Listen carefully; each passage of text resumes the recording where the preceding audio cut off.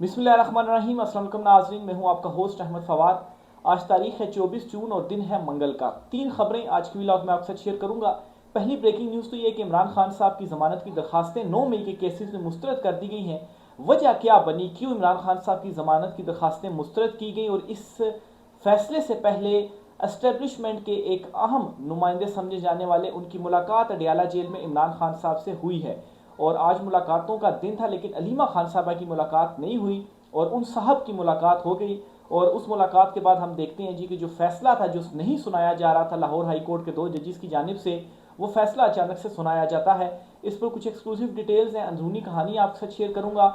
और दूसरे नंबर पर ये जी कि अली अमीन गंडापुर को ये मैसेज पहुंचा दिया गया है कि आप इस्तीफ़ा दें और घर जाएं, क्योंकि आपने माइनस इमरान खान करने की जो कोशिश है वो आप कब से कर रहे हैं और बजट पास करने के बाद आपने ये साबित भी कर दिया है। क्या पैगाम पहुंचाया गया गंडापुर को, इस पर भी कुछ तफसीलात आपको बताऊंगा। और गंडापुर के हवाले से क्या क्लेम किया जा रहा है कि उन्होंने एक अहम मुलाकात की, उस मुलाकात के बाद जो बजट है जी वो पेश किया गया और फिर इसे मंजूर किया गया। और आखिर में जो खबर आपसे शेयर करनी है वो ये है कि अलीमा खान साहिबा,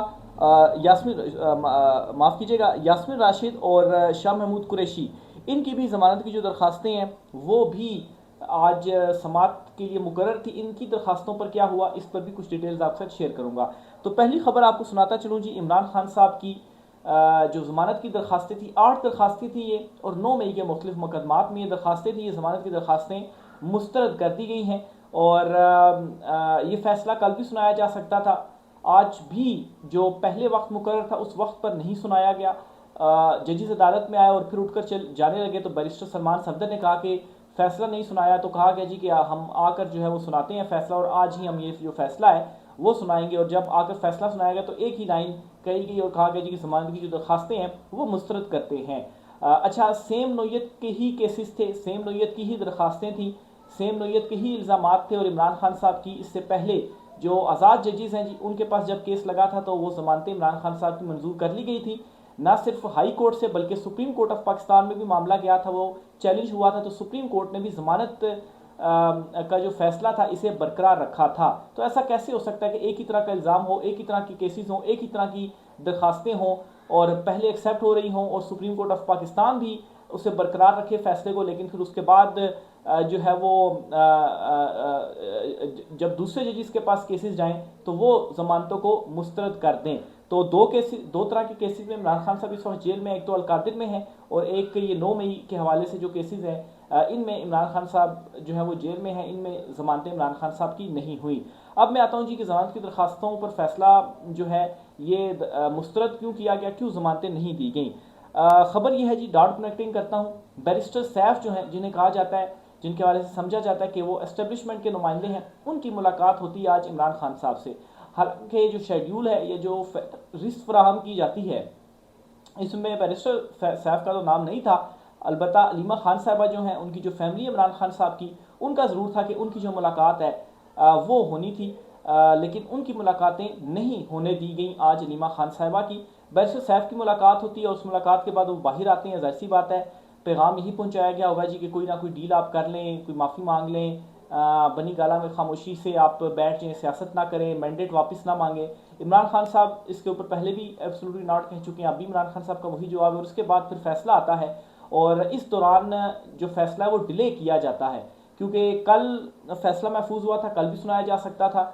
आज भी पहले 2 बजे फैसला सुनाया जाना था, लेकिन जजेस ने फैसला नहीं सुनाया। कहने पर बताया गया जी कि आज ही फैसला सुनाएंगे बाद में, और बाद में जब आकर फैसला सुनाया गया तो वन लाइनर फैसला था। तो कब सुनाया गया, जब मुलाकात हो चुकी, फिर उसके बाद ये जो फैसला था वो सुनाया गया। डार्ट कनेक्टिंग करें तो इससे फिर ये अखज़ किया जा सकता है जी, खान साहब ने इनकार किया तो उसके बाद जमानतें जो थी वो फिर मुस्तरद कर दी कि यही डील दी जा रही होगी जी कि हम आपकी जो जमानतें हैं वो एक्सेप्ट कर लेते हैं। तो बहरहाल जी एक तो ये चीज़ हो गई, बैरिस्टर सैफ को मिलने दिया गया, लेकिन अलीमा खान साहबा जो कि उनकी बहन है उनको नहीं मिलने दिया गया। लेकिन अलीमा खान साहबा ने आज गुफ्तगू की है, उनकी गुफ्तगू में आपके सामने रखता हूँ। और इसमें जी अली अमीन गंडापुर के हवाले से उनसे क्वेश्चन किया गया। अलीमा खान साहबा ने इमरान खान साहब का जो प्रीवियस मैसेज था वो दोहराया और कहा जी कि जो इमरान खान साहब के बयानी का बोझ नहीं उठा सकते वो फिर घर बैठ जाएं। यानी कि अभी अली अमीन गंडापुर को उन्होंने मैसेज दिया कि आप इस्तीफ़ा दें और आप घर जाएं, आप इमरान खान साहब के बयानी को मजीद जो है वो बोझ नहीं उठा सकते। इमरान खान साहब से क्योंकि मुलाकात करने नहीं दी जा रही किसी को, जो बजट का मैटर है, जो कुछ अली अमीन गंडापुर ने एक बगावत की है जी, और माइनस इमरान खान आज प्रैक्टिकली अली अमीन गंडापुर ने जो है वो एक्सेप्ट कर लिया है अपने तौर पर, और पीटीआई की लीडरशिप ने ये एक्सेप्ट कर लिया है, अवाम ने तो ज़ाहिर सी बात एक्सेप्ट नहीं किया। तो उनके हवाले से इमरान खान साहब फिर कैसे कोई जो फैसला है, कोई स्टेटमेंट है वो उनकी सामने आएगी, ज़ाहिर सी बात है जेल में कोई उनसे मुलाकात होगी, उसके बाद वो कोई स्टेटमेंट देंगे, फिर ये चीज़ें क्लियर होंगी। बहरहाल अलीमा खान साहबा ने क्या कहा आपके सामने रखता हूँ जी, कि अली अमीन गंडापुर ने माइनस इमरान खान कर दिया, बोझ नहीं उठा सकते तो घर जाएं। वज़ीर आला केपी ने तो कहा था कि सारे एमपीए सुबह अडयाला जेल आ रहे हैं, हम जैसे 10-10 घंटे यहाँ धूप में खड़े होते हैं, क्या वो नहीं हो सकते। ये अलीमा खान साहबा की बहन, अलीमा खान साहबा जो है इमरान खान साहब की बहन, उनका अडयाला जेल के बाहर जो है वो उन्होंने गुफ्तगू की है।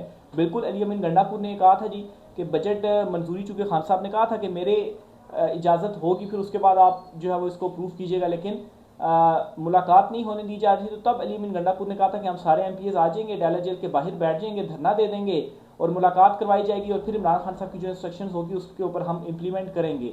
तो ना वो अडयाला जेल के बाहर आकर एहतजाज उन्होंने किया, बल्कि बजट जो है वो उन्होंने मंजूर करवा लिया। इवन कि अभी तक वफाक का जो बजट है वो भी मंजूर नहीं हुआ, और केपी हुकूमत अली अमीन गंडापुर साहब जो हैं उन्होंने ये बजट मंजूर करवा लिया है। अब कुछ टॉप लीडरशिप है पीटीआई के अंदर ही, वो ये भी डिस्कस कर रहे हैं जी, ये भी गुफ्तगू चल रही है कि अली अमीन गंडापुर ने नथिया गली के मकाम पर एक अहम और खुफिया जो मुलाकात है वो मुक्तदरा से की है, और इस मुलाकात के बाद अली अमीन गंडापुर ने जो बजट की मंजूरी है वो करवाई है। अब उससे यही नतीजा अखज़ किया जा सकता है, या तो उनको ये कहा गया होगा कि आप फिर फारिग हैं, अगर आप ये काम नहीं करते हुकूमत जो है वो फिर आपकी फारिग हो जाएगी, आपको हम नाअहल करवा देंगे, ये कुछ हो सकता है। और अली अमीन गंडापुर जो है वो प्रेशर बर्दाश्त नहीं कर पाए और उन्होंने फिर एक्सेप्ट कर लिया। हालांकि अली अमीन गंडापुर ने अगर ऐसा कुछ किया तो उनको इमरान खान साहब के फैसलों से नसीहत ये लेनी चाहिए थी कि इमरान खान साहब के ऊपर भी सेम प्रेशर था। इमरान खान साहब ने अपनी सारी जो हुकूमतें थी वो गवा दी, उनके अगेंस्ट अदम एतमाद आया। उसके बाद केपी की हुकूमत, पंजाब की हुकूमत इमरान खान साहब ने जो है वो असम्बलियाँ तोड़ दी, और फिर भी इमरान खान साहब ने डील जो थी वो एक्सेप्ट नहीं की। तो अली अमीन गंडापुर को भी यही जो है वो करना चाहिए था, लेकिन पीटीआई की जो सारी की सारी लीडरशिप है वो कंप्रोमाइज़ ही लगती है, और सारे ही ले ले हैं। इमरान खान साहब ने ये अर्दी हुकूमत के लिए लफ्ज़ लेला इस्तेमाल किया था, लेकिन पीटीआई की जो सारी लीडरशिप है इस वक्त वही लेले लग रहे हैं। वज़ीर आला हों केपी गंडापुर, बैरिस्टर गोहर हों, ये सारी जो है वो इस वक्त ले हैं। तो बहरहाल जी ये पीटीआई के अंदर भी जो बातें हैं वो चल रही हैं। तो बाकायदा तौर पर पीटीआई की इस वक्त की जो लीडरशिप है जी, उन्होंने खान साहब को अपने हवाले से ये बता दिया कि हमें एक्सेप्ट है माइनस इमरान खान, क्योंकि हम हुकूमत में हैं और हम इक़्तिदार के जो मज़े हैं वो ले रहे हैं, और हमें यही चाहिए। इमरान खान के नाम का वोट आप लेकर आए हैं, आप आज इमरान खान के अगेंस्ट खड़े हो जाएं तो आप जो है वो सिफर क्या बल्कि आप माइनस में इस वक्त जाएंगे। माइनस में ऐसे कि आप अपने हल्के के अंदर जाने जोगे नहीं रहेंगे। सिफर तो ये होगा ना कि आपको कोई वोट नहीं देगा, और माइनस ये हो जाएगा कि आप अपने हलकों में जाएंगे तो अवाम के दिलों में आपकी जो नफरत है वो ये होगी कि वो आपके ऊपर थूकेंगे। तो ये इस वक्त आपकी जो हालत है। तो उसके बावजूद जी 3 साल तो खैर गुजर गए हैं, मजीद जो टाइम है वो भी गुजर जाएगा, लेकिन अवाम पब्लिक जो है तारीख में ये सारी जो चीज़ें हैं वो इन चीज़ों को याद रखा जाएगा, और इमरान खान साहब जो हैं वो भी बाहर आ जाएंगे। अगली खबर जो आपके साथ शेयर करनी है जी, वो इमरान खान साहब की जो ज़मानत की दरख्वास्तें मुस्तरद हुई हैं, महफूज फ़ैसला, इस पर मैं ख़बर आपके सामने रख देता हूँ जी। फिर उसके बाद जो ईरान वाला इशू है, यास्मीन राशिद साहिबा और शाह महमूद कुरैशी, इस मामले के ऊपर मैं आता हूँ जी। साबिक़ वज़ीर इमरान खान की ज़मानत की दरख्वास्तें मुस्तरद हो गई हैं। लाहौर हाई कोर्ट का जो बेंच था 2 रुकनी 9 मई की 8 मुकदमात में इमरान खान साहब की ज़मानत की दरख्वास्तों पर महफूज फ़ैसला था जो कि सुनाया गया। जस्टिस शहबाज रिजवी की सरबराही में 2 रुकनी बेंच था। अच्छा, इसी बेंच में पहले एक और जज साहब शामिल थे, फिर उसके बाद उन जज साहब को हटा दिया गया, और फिर जस्टिस शहबाज रिजवी जो है इनके साथ जस्टिस तारिक बाजवा जो हैं इनको शामिल किया गया बेंच में। पहले ये बेंच तोड़ दिया गया था कुछ समातों के बाद। तो तमाम केसेस में जो जमानतें हैं वो खारिज की गई हैं। लाहौर हाई कोर्ट ने गुज़श्ता रोज़ 9 मई के मुकदमात में इमरान खान की ज़मानत की दरख्वास्तों पर जो फैसला था वो महफूज किया था, और दलाइल मुकम्मल होने के बाद कहा था जी कि हमें जो फैसला है वो अब सुनाएंगे, और उस टाइम नहीं सुनाया गया था लेकिन आज ये जो फैसला है वो सुनाया गया है। यास्मीन राशिद और शाह महमूद कुरैशी के हवाले से भी आपको बताता चलूँ जी, इनकी भी ज़मानत की दरख्वास्तें समाअत के लिए मुकर्रर थी, लेकिन बेंच ही अवेलेबल नहीं था, जिसकी वजह से बगैर कार्रवाई के, बगैर समाअत के ही जो केसेस हैं इन्हें मुलतवी कर दिया गया, और 28 जून को इनकी दरख्वास्तें जो है वो मुलतवी की गई हैं। तो एक तरफ खान साहब की दरख्वास्तें मुस्तरद हो रही हैं और दूसरी तरफ इनके भी केसेस जो हैं वो मुलतवी किए जा रहे हैं, टाइम जो है वो लगाया जा रहा है कि आगे से आगे जाएं। वैसे तो इन केसेस के अंदर कोई भी जान नहीं है। जैसे ही आज़ाद जजेस इनको सुनेंगे या वो जजेस जो 26वीं तरमीम के नतीजे में नहीं आए और जो आज़ाद है अपने हल्फ के साथ जो है वो मुताबिक चल रहे हैं, तो वो सुनेंगे। जिस तरह से पहले भी कुछ फैसला है तो उनके मुताबिक ये फैसले भी जब आएंगे तो ये सारे जो केसेस हैं ये उठाकर अदालतें जो है वो बाहर फेंकेंगी। इस किस्म के ये जो है वो जाली किस्म के आप इनको कह सकते हैं कि ये केसेस हैं। तो शाह महमूद कुरैशी, यास्मीन राशिद, दीगर जो पीटीआई के इंपॉर्टेंट रहनुमा हैं सारे इस वक्त जेल में हैं, और जो बाहर की लीडरशिप है ये सारे अर्दली और लेले बने हुए हैं। आखिर में ईरान और इसराइल इशू के ऊपर भी आता हूँ जी। ट्रंप ने ये ऐलान किया था कि इसराइल और ईरान दोनों की जानिब से जंग बंदी हो गई है। 6 से 12 घंटे के दरमियान जो है हर किस्म की जंग बंदी जो है वो हो जाएगी।